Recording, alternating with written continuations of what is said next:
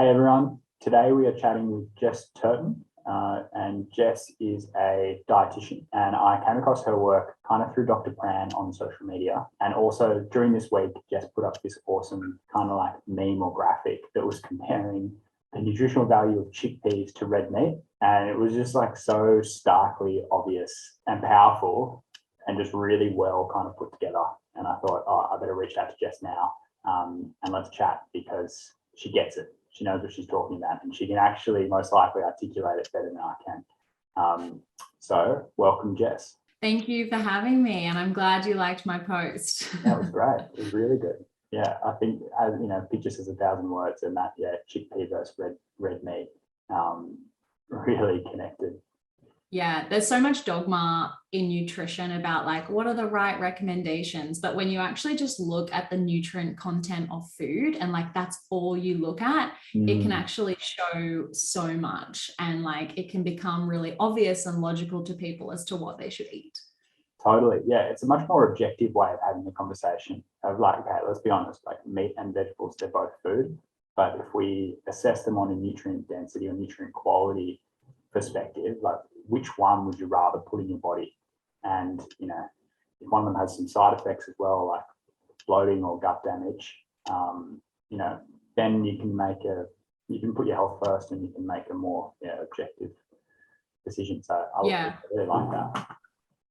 Yeah. Well, there's so much misinformation, isn't there? So we just bring it back to what we do know. Yes, exactly. Yeah, some kind of point of truth. Jess, could you tell us all a little bit about what you do? Yep. So as you said, I'm a dietitian and a nutritionist. So I practice in the private practice setting, both online and in person. And I manage a small team of dietitians at Ellipse Health. And we also work closely with Dr. Pran Yoganathan at the Centre for Gastrointestinal Health, who you've interviewed as well. And we work with all clinical populations. So people who might want to lose weight, people who want to improve their gut health, people who have diabetes and want to improve the management of that, or even reverse their diabetes if they have type 2 diabetes. We work with people that have like PCOS, osteoporosis, disordered eating. And really our approach is just about looking at people's physiology, giving a really complex health assessment, and treating everyone on an individualized basis to kind of find out what are their top nutritional priorities. So what are stopping these people from reaching their health goals? And then how can we develop a diet addressing that? And we really don't go into it with any sort of diet labels or anything like that. Like, for example, if we've got a patient who's low in iron and one of their goals is to improve their energy levels and lose weight, then one of their nutritional priorities is going to be increasing their intake of iron. So we're very targeted in our approach. And I guess as well, I'm doing a PhD at the University of Sydney. So I kind of spend half my life in clinical practice seeing patients, which I love, it's great. And the other half of my life doing research, and I've sort of coming to the end of my PhD now. I'm in the middle of a clinical trial, and we're investigating low carb diets for type 1 diabetes management. Ooh, yeah, that would be interesting to see the results of that. Yeah. Jess, have you always been involved in nutrition and dietetics? Yeah. So like ever since, we had that first class at school, like a careers class, and you were looking through what university degree you might do and what ATAR or grade you had to get into that course. Like as soon as I saw the word nutrition, I was like, I'm doing that one. And so I guess I've had a pull towards diet and nutrition for a very long time. And yes, I just like made it a goal. I'm like, yep, I'm going to get in that degree. It was quite a high ATAR that I had to reach, but I was just like super committed and super motivated. And I knew that's exactly what I wanted to do. And one thing my dad said to me when I was really young, and it's just like fully stuck in my head, he said, if you enjoy what you do, you never have to work a day in your life.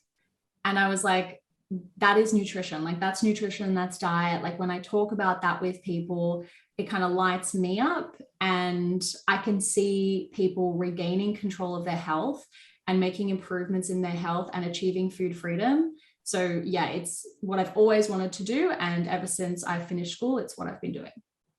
Wow, it's so rare to know exactly what you want to do from such a young age. I suppose like you knew you want to work in nutrition and food, but has your philosophy or your understanding of how nutrition and how food works, has that evolved over time? Oh, definitely. And I think if you said no, then you wouldn't be a good nutritionist or dietitian, because like the science is constantly evolving and there is just so much research. So, you know, you're always going to be digging through it, and you should be, you know, we should never just say, yep, I know the way to eat and that's it. I'm not going to look at any research again. We should always be questioning, like, what is the best approach based on individual circumstances and health conditions and so on. And so, yeah, definitely my approach has probably changed. I think, you know, when I was a lot younger, before I'd even gone to uni, I definitely grew up in a household who we were trying to be healthy, but it was kind of like the standard healthy. So it was like, don't eat too much, low fat. We never got red meat, never. And I'm so upset about it. Well, maybe like once a week or something, but it was kind of just like, you know, red meat is bad. So we didn't really get much of that. And so it was kind of like your typical healthy, low fat, low meat kind of diet. And then when I went to uni and I started looking at the research and I started looking at how the body actually functions, because my undergrad degree was exercise and sports science. So it was a very like science-based degree. There wasn't a lot of nutrition dogma in there. So it allowed me to really just focus on how the body worked and what sort of fuels the body used. And that kind of led me into a lot of the science looking at low carbohydrate diets. And then I kind of like dove into that personally. And also my dad actually had a heart attack between my bachelor degree and my master's degree. And he was diagnosed with type 2 diabetes. So I kind of started looking into the research on, well, how can I help my dad? He's got type 2 diabetes. Like, how can we, you know, improve his health? And low carbohydrate diets were just shown to be the most effective. So I guess like early on, I kind of questioned my original thinking, like an upbringing, I guess, when it comes to nutrition. And then I think that initial questioning just leads me to keep questioning, I suppose. And that's why I'm doing a PhD, because all good researchers should be constantly questioning and testing their hypotheses. They should be, but I don't think most are. I know, unfortunately. All good researchers, I said. Yeah, totally. So did you have any success with your dad? Were you able to help him with his type 2 diabetes? My dad's going to listen to this and he's going to be like, oh, Jess, stop talking about me. I'm very curious. I'm always throwing him under the bus. No, yeah, definitely. I mean, the thing is, when you get diagnosed with type 2 diabetes, and my dad was so lucky in a way, because like he got the heart attack first. And usually it goes the other way around. Like you find out you've got this diagnosis of type 2, and then it's like 5-10 years later, you're probably going to get a heart attack. It's just going to get progressively worse. But I guess my dad's diabetes didn't really get picked up, and that's a whole other story, you know, because he was going to the doctor. He was sort of telling his doctor he's concerned. He thinks there's something, you know, wrong. He thinks he has diabetes, but his doctor just really didn't pick it up until he was in hospital. And I'm pretty sure his blood sugars were like through the roof. But yeah, my dad's pretty logical, and like he definitely listens to me, and he could probably be a really good dietitian. Like that's how much he knows now. Wow. And yeah, like, you know, when you get diagnosed with type 2 diabetes and when you've had 50, 60 years of habits ingrained into you, it's not easy to change those things. Like, it's not like suddenly it's just like, oh yeah, I'll stop eating carbs and then my life will be good. It's still hard, like it's still a challenge, but I would say that he's like constantly aware and he's constantly improving. And that's the most important thing, because if you have type 2 diabetes and you're not given the right tools and you don't know how to improve, or you don't even know that you can improve, it's going to get progressively worse. And your blood sugars are just going to go up and up and up. but he's been able to, at the very least, maintain his blood sugar control, maintain his weight and things like that, and prevent that progression. So I think that is a really good step. Yeah, that sounds like a win. Well, he's lucky to have you there as a doula to explain it all to him. Yeah. All right. So now in your practice, you're working both in like a clinical kind of professional, well, it's all professional, but a clinical environment, and then also you're doing your own consulting within your own business. Is that right? It's kind of like all the same sort of thing. So it's basically individual consulting with patients, and we either do like face-to-face in a private practice, or we do online on an online kind of private practice. But it's all the same. You know, we work with the individual one-on-one. We do a very comprehensive assessment to find out, like, you know, what is their medical history? What medications are they taking? What supplements are they taking? What are their health goals? And can we help them refine and improve their health goals and make them more smart, I guess? What do their blood tests say? What is their dieting history? We want to find out so much detail. And that's why we spend an hour, sometimes even longer, with our patients, because we need all of that detail to then work out, what is this person's nutritional diagnoses? Like, what are the priorities here that we need to focus on? And look, that's how dietitians are trained to work, really. But I think a lot of dietitians kind of get lost in the dogma of things, and they kind of just like maybe don't give themselves enough time to work with patients and really personalize it like we do. But every clinic I've worked at, I've made it a non-negotiable thing that we need an hour. We need an hour with our patients. And it's been great working with Dr. Pran Yoganathan at the Center for Gastrointestinal Health, because he totally just gets it. Like, he's so nutrition focused, which is so rare for a gastroenterologist. And like, he really gets that, you know, we need that time with patients, and he's like fully supported us with that. And we've seen such amazing results working as a multidisciplinary team. Like, we've helped people reverse their diabetes. We've helped people put inflammatory bowel disease into remission without medications. Like, it's so amazing what you can achieve with nutrition. So you get somebody come in, you do this whole big discovery session for like an hour to find out, you know, where they're deficient in nutrients and what they've been eating and all that sort of thing. And then is it kind of like an education process? So you start trying to explain to them how they could be eating better. Can you kind of step me through how some of those conversations might go? Yeah, there's so much education when it comes to diet. And I think that's what separates, well, I don't think, I know, that's probably what separates dietitians from just like, you know, your personal trainer or something like that. Like, your personal trainer can give you a meal plan, and don't get me wrong, like, it can be a great meal plan and it can work. They can give you the how, right? But a dietitian can really go into depth of the why. Like, why are you making this change? How, you know, how does your body work? And why does that, you know, relate to nutrition and so on? So yeah, we leave a big chunk in our consultations for education. So we explain like diet disease relationships. Okay. And it's funny as well, like how many people don't know about the condition they're diagnosed with. So like, you know, people rattle off their medical conditions to us, like, I've got type 2 diabetes, I've got PCOS, like this, that, whatever. And then we just say to them, so do you know what PCOS is? Or do you know what type 2 diabetes is? And we're not trying to be like rude or condescending, but a lot of the times they're like, no one's ever explained that to me. Yeah, wow. Yeah. And so it's so nice for us to explain that to patients, like what their actual condition means and what it looks like. Because even before we get to the diet recommendations, people start figuring it out on their own. Like, when we explain diabetes to people and we just simply tell them, you know, it's an excess of glucose, which is basically sugar in your blood, and we need to get that down. And they're like, oh, okay, so sugar's in carbohydrates and sugars in processed foods. Like, I need to eat less of that. And it's like, fabulous. From my experience, when you talk to people and you explain that sugar is in all carbohydrates, or that carbohydrates are a sugar, which I believe they are, Yeah. Most people don't realize that. So like, you know, those healthy carbs that you're getting in like a loaf of bread, that's sugar.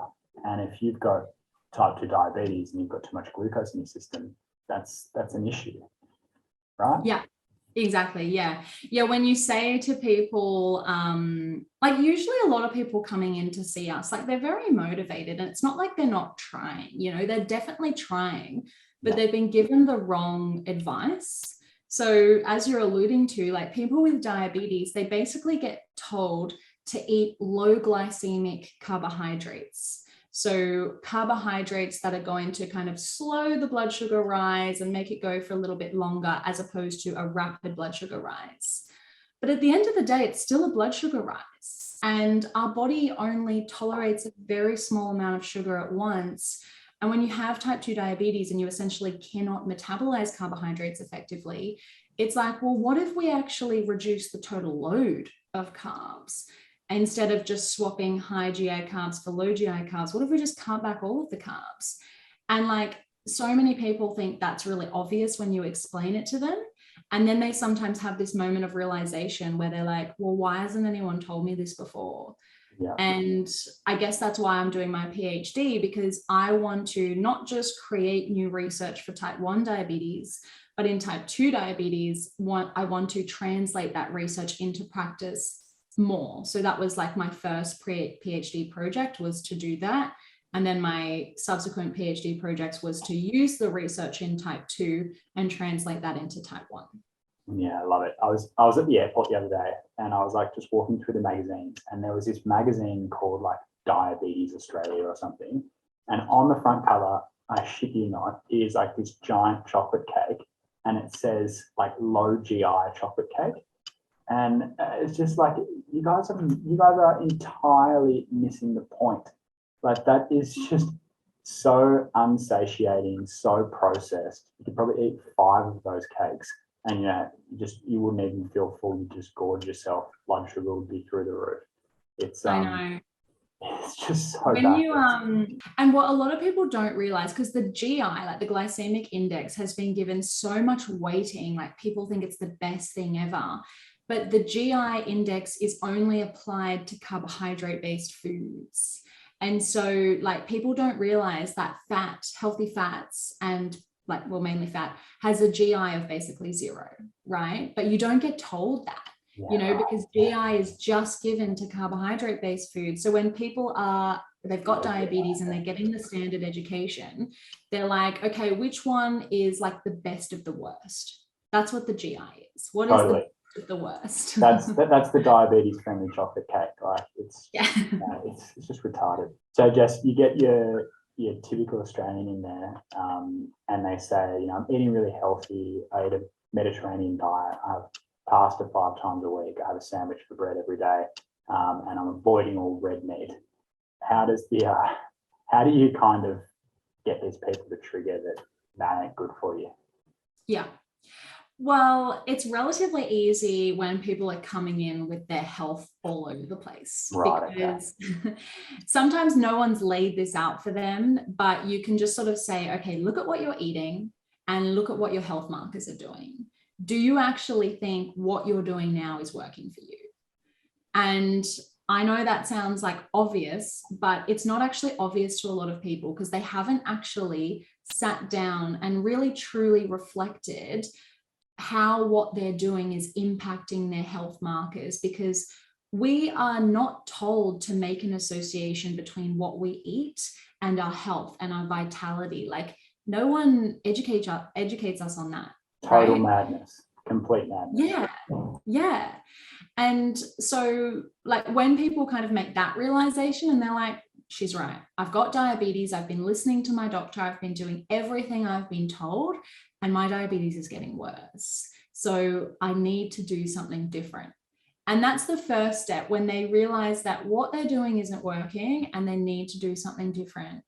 And that's the rationale for us too, because like, we're not saying a low-fat, high-carb diet doesn't work. Like for some people it does, but the people we're seeing that are coming to us, they've been doing it and it's definitely not working. So they need to try something else. And we know that a low-carb, high-fat diet is the most effective for type 2 diabetes management. And just in our clinic alone, like we've seen a lot of benefits. One of the main benefits is you don't actually have to calorie restrict when you're doing a lower carb, high fat diet. And so it's actually a lot more sustainable for people because like they have been diligently portion controlling everything and going hungry all the time and pushing through tiredness like they think that's normal and that's just their life now, you know? And so when we say to them, no, you don't have to do that. There's no max portion of these foods. Go eat, enjoy. It's kind of like, really? It's like a weight off their chest. And so that's another really big positive for people in terms of trying a different approach, because like there's so many wins, I guess, associated with that. But look, the other thing I do as well for people who, especially with the red meat thing, and when people are just, they kind of say it to me like, oh yeah, I don't eat red meat. No, I wouldn't touch that. Yeah, they're really proud of it. Yeah, they're really proud of it. Don't eat red meat. I don't eat salt. I only have 2 eggs. And we then just say to them, well, why? Why don't you eat red meat? And again, they're like, oh, I don't know. Because well, I can imagine they would say, oh, it's inflammatory. There's like a misconception somehow red meat is inflammatory. I mean, grains and vegetables, in my experience, are way more inflammatory than, you know, a nice clean steak. Yeah, well, people just know that, well, they think that red meat's bad. So they're just like, oh, I know it's bad. Like my doctor said it's bad, or someone said it's bad. And then I say, okay, well, did they explain why it's bad? You know, because you need to drill into the why, because when people can't actually explain what they're doing, then it's much easier to come in and give them an explanation that makes sense. And then they are like, wow, that's really logical. You know, I'm going to go and do that. Right. Because like sometimes people do have like good explanations for dietary things that they're doing. And if that's working for them, that's cool. But if they're eating something and they have no idea why, or if they're avoiding something and they don't know why, and I can educate them and I can say, well, based on your health outcomes, I'm not sure if this is the right thing for you. And I think you need to try something different because X, Y, Z. And so like with red meat, a lot of people, especially at the Center for Gastrointestinal Health, a lot of people think it either causes heart disease or bowel cancer.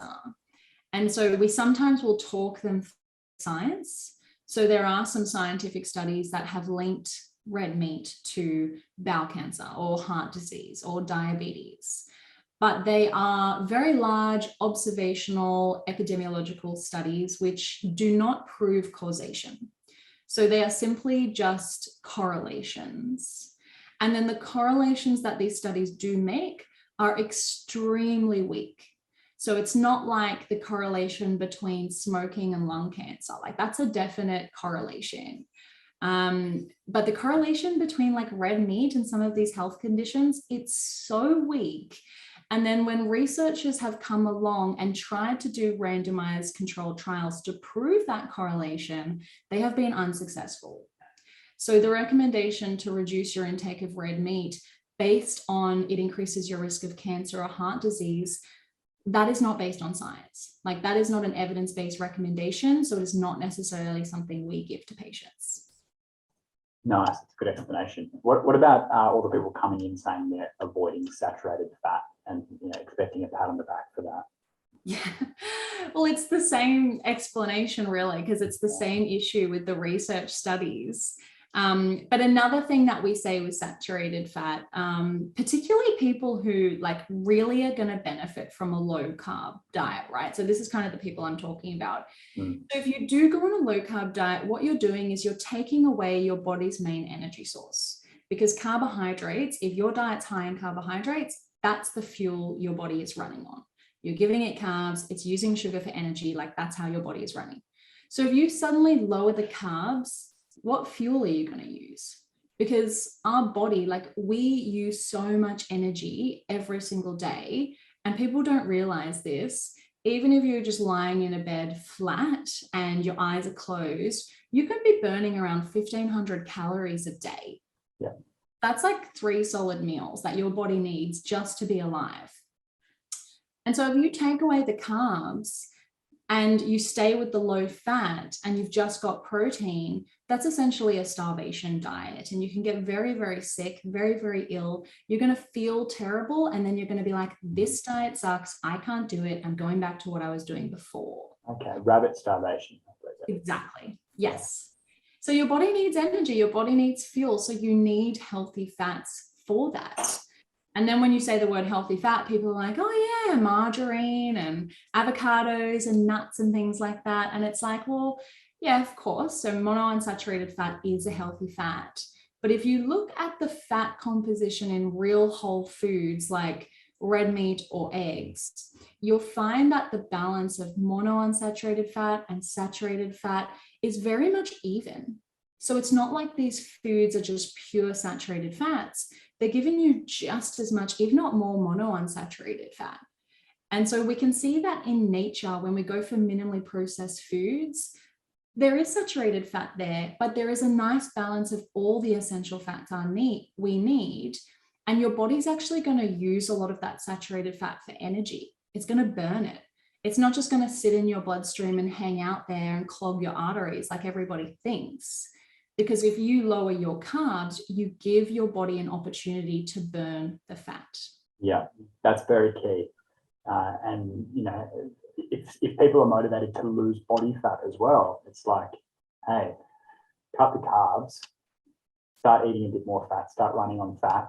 And then when you run out of the fat that you put in your mouth, you'll then be able to tap into the fat on your body. That's how you lose body fat. Exactly. And understanding that process, which we're not taught, we're taught you lose fat by not eating fat and then smashing yourself on the treadmill.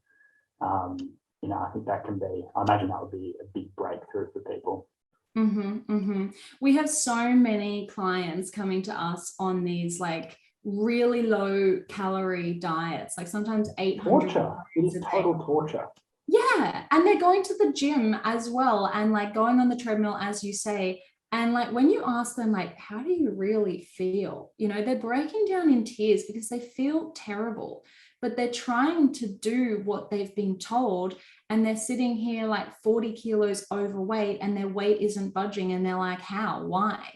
You know, and a standard dietitian or nutritionist or personal trainer would just think they're lying. But you can see in these people's eyes, they are not lying. Yeah, I think, you know, like the sort of a fundamental truth is that people are trying to be healthy, but they're doing the wrong thing. They got the wrong information. And that's why it's so brilliant what you and Dr. Pran and others are doing. It's really powerful. Jess, I want to flip over and talk a little bit more about you. What's your current philosophy around food and how do you like to eat to nourish yourself? I pretty much do for myself what I do for my patients. And I think the most important thing is I'm constantly reassessing how I feel. So it's like just day-to-day signs and signals, like what are my energy levels like? What is my mood like? What is my cognitive health like? You know, how much can I concentrate? Things like that. And those are kind of like indicators for me, and my digestion and things like that. They're sort of indicators to me as to how well I'm going, like with my diet. Am I giving my body the things that it needs? Because one thing that I've learned just personally, but also working with patients, is that your nutritional needs are going to change over the course of your life. And sometimes they change over the course of a single year. Sometimes they change over the course of a single month. So no one is ever going to get to a point where they're just like, that's it.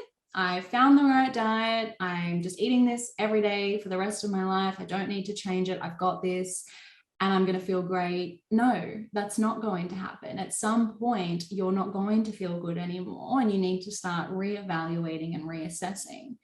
And one of the most simple examples of that is like when people age, they need more protein. But no one really thinks about that. No one really tells you that. So you just think you need to eat the same thing every day for the rest of your life. Yeah, you definitely need more protein as you age. And that's why we have so much sarcopenia and people losing muscle as they get older and getting more insulin resistant. They're just not meeting their protein needs. And so for myself, I guess I just constantly tweak and reevaluate, but I kind of use the same sort of structure as I do for my patients, where I sort of have 5 to 6 nutritional priorities that I focus on at a time. And then I reevaluate, because if you are trying to focus on everything at once, like you're reading all these things online and it's like, someone said I need to take magnesium and someone said I need to eat red meat 10 times a week. And someone said this and someone said that. then you're just going to burn yourself out and you're not going to be able to do anything because you're giving yourself too many strategies to focus on. So as I said, yeah, I'll just focus on maybe 5 nutritional priorities. So one thing I'm always focusing on is, am I getting enough protein? So am I having protein with every single meal? Am I getting enough to fuel my, like what I'm doing in the day? Like, am I doing more working out? Am I doing less working out? And am I under stress? Are we talking chickpeas or meat? So when I was younger, I definitely used to like be very plant-based, and I used to think like vegetarian proteins are the best. You know, I was vegetarian for a while, but now that I know so much about nutrition and I've actually looked at the nutrient content of all these different foods, there's no denying it that animal proteins are the most nutrient dense foods on the planet. Like, that's not debatable. So if you are going to try and improve your nutritional intake, you have to include animal proteins. And that's something I have been constantly focusing on for myself. And I've actually found that over the years, like increasing that more and more and more has driven me closer and closer to better health. And it's the same thing that I see for my patients. But as I said, you never get to a point where it's like, okay, I'm doing this now and that's done. No, you need to constantly reevaluate and make changes. Yeah, I like that. Like, you know, it's all a constant learning. You're never going to get it perfectly right, I don't think. And even like week to week, I notice that, you know, one week I might be exercising more than another, or I might be working really hard and not sleeping properly. And you do start to notice that your body needs maybe a different type of fuel, or often it's like more or less fuel. I'm wondering if you can kind of help me and the others with some sort of like trigger points for how you might be feeling, and then think about like how you would alter your nutrition based on that trigger point. Does that question kind of make sense? Yeah, I love that question. And I think that's so good, because what you're really saying is like, how can we tune into our body's signals and then figure out what nutrient or food our body needs? And this is exactly what we do in practice. We teach people to evaluate what their body is trying to tell them. Because, you know, we can use all these calculations and we can look into the research to kind of like estimate what people need, but your body knows what you need, and everybody is so unique. So I guess like the really high level example that people always forget about is, if you're low in energy, you might need more energy. It's a really obvious, simple one. Pardon? Groundbreaking. Yeah, groundbreaking, I know, right? But again, like, people forget the underlying reason that we eat food is to get energy, to give us energy. And that's why I'm so against these like low calorie, low fat diets, because you're just so severely restricting energy that the body starts down regulating its energy output, which basically means your body burns less energy every day, and you as an individual have less energy to use, which means you're on the couch having naps in the afternoon. You're feeling irritable and anxious because your brain is literally running out of fuel. And your body is in fight or flight, it's in survival. So it literally holds on to stored energy. And anytime you eat something, it's storing it all away. It's not even letting you use it. And you're wondering why you're not moving closer to your goals and why you're feeling so awful. And so just a simple thing, like if your energy is low, asking yourself the question, am I actually eating enough? And am I also giving myself the energy that I wish to burn? Because that's the other thing. Our body will burn either glucose or fat. And we have a choice, and we can tell our body what fuel we want to burn. Some people want to burn glucose, and that's totally fine, especially some athletes that are doing, you know, short intensity exercise, and they want to use quick acting fuel, which is glucose, no problem. So put carbohydrates in your tank. But most people want to burn fat, and our bodies are designed to burn fat. So if you need more energy and you're restricting fats, then maybe you need to dial up the energy in your diet from healthy sources of fat. We're not talking about going out and getting deep fried food like, oh, Jess said I need more energy, I'm going to KFC. That's not what I mean. We're talking about energy your body can actually use and is designed to use. So that would be like my biggest example, but I can give you more if you want. Yeah, so I like that. So the example is feeling low and flat on energy, which everyone can relate to. And then what would be a go-to meal that's high in healthy fat? So even just like a simple, because like people sometimes will say like when they wake up in the morning, like they just feel flat from the beginning, like they wake up, they're flat. And so just starting with breakfast, like you don't have to overhaul your diet. You can just start with breakfast. So an easy swap is like swapping out like the cereal and the bread and moving to like an egg-based breakfast or a cooked breakfast. Maybe have some avocado on the side, maybe have a couple of like, you know, beef sausages or something like that. Give yourself some good quality proteins and healthy fats from minimally processed foods. And what you'll find is your energy levels go up for the whole day and your hunger isn't as bad. So you don't need to snack multiple times of the day to like pick yourself up. You've got more of this steady, stable energy. Life-changing. It literally is.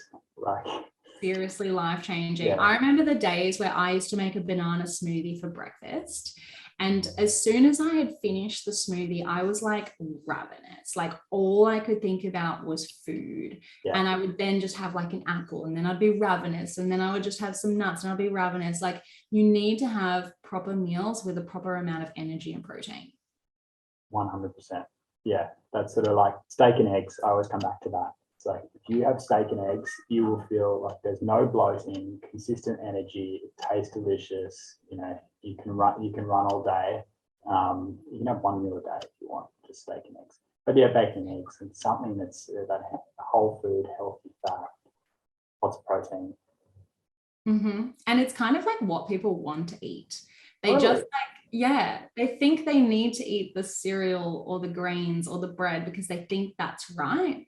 But like if you said to them, forget about all the nutritional dogma, forget about all the recommendations you've been told in the past, what do you actually want for breakfast? And you'll find it's exactly what you said, like steak and eggs or eggs and bacon, or I want an omelette with cheese, you know, like people want that food.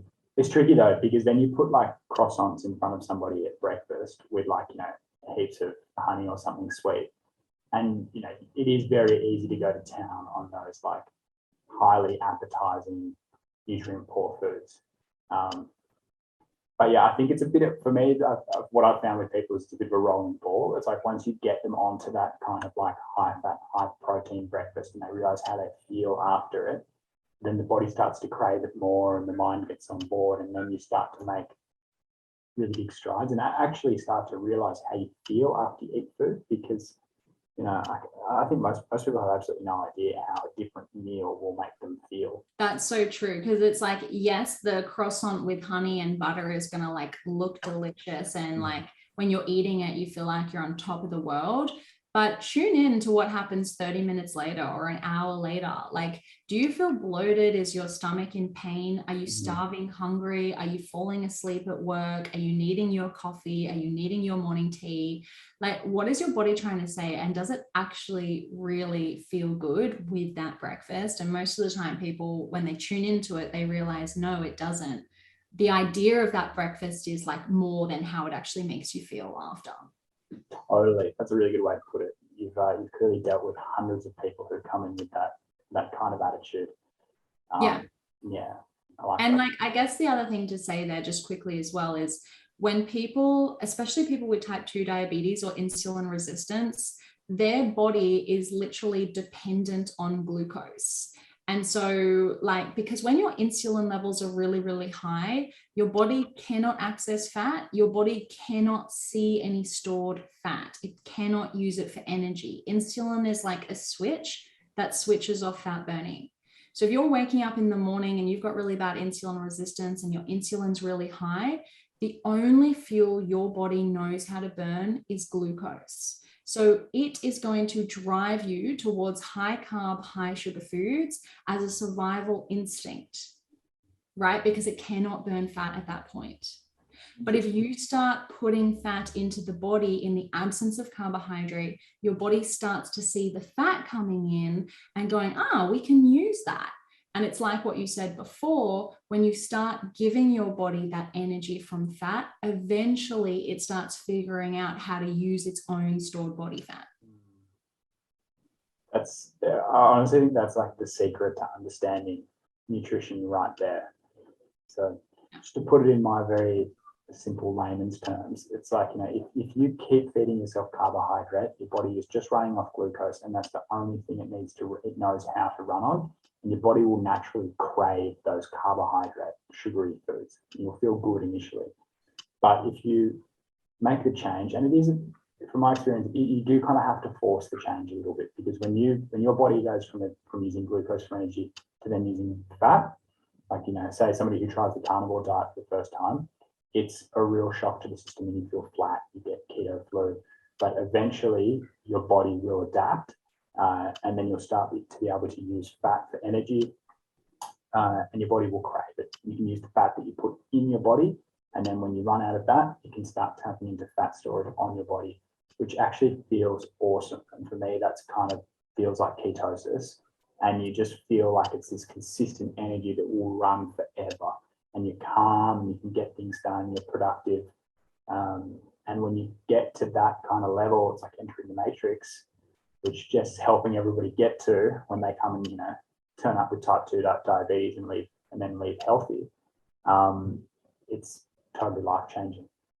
Absolutely. Spot on. I think people will understand your more technical version and my more entering the matrix version. No, it's good. It's good to have it explained in two different ways. Yeah. People need to hear it over and over again, because we're challenging their belief system and we're challenging the habits they've been following for the last 20, 30, 40 years. Absolutely.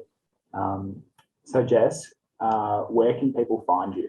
So people can find me on Instagram, so Jessica Turton _dietitian, or on my website, which is www.ellipsehealth.com.au. And I'm also on Facebook. If you just type in Jessica Turton Dietitian, I'm sure you'll find me that way. Yeah, and you've got a podcast as well, don't you? Yeah, my friend and I have recently started a podcast called Vibe with Tribe. Thanks for reminding me. No worries. I've listened to a couple of episodes the last couple of days. Did you? Great. Yeah, well, it's actually a podcast dedicated to helping people improve their relationship with food. So there's a lot of educational stuff on there, but it's really for those people who want to make this like a lifestyle change. They don't want to go on a diet again. They want to, change their life. Great. Yeah, which I think is very beneficial. Most people should want that. Thank you. Awesome. All right, Jess. Well, that was a really helpful chat, and we'll definitely speak again in the future. But thank you very much for your time today. Absolutely. Thank you for having me. Until next time.